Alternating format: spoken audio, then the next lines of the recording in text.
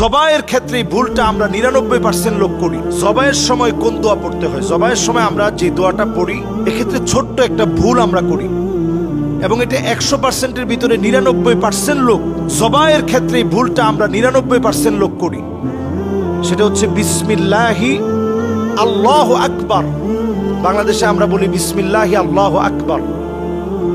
এক্ষেত্রে যে ভুলটা আমরা করি, হাদিসের ভিতরে আসছে বিসমিল্লাহি ওয়াল্লাহু আকবার, এখানে একটা ওয়াও যুক্ত ছিল।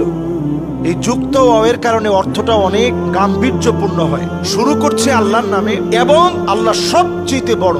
এখানে ওয়াওটাকে যুক্ত করে নিলে অর্থের দিক থেকে সবচেয়ে গাম্ভীর্যপূর্ণ অর্থ হবে। তাহলে জাবায়ের সময় আমরা যে দোয়াটা পড়বো সেটা হচ্ছে বিসমিল্লাহি ওয়াল্লাহু আকবার, এবং সবাই মিলে পড়বো। শুধুমাত্র যিনি জাবে করছেন তিনি না, আশেপাশে যারা দাঁড়িয়ে আছেন, যারা গরুটাকে ধরেছেন, সবাই আমরা আল্লাহর নামটা উচ্চারণ করব। এটা হচ্ছে সুন্নাহ।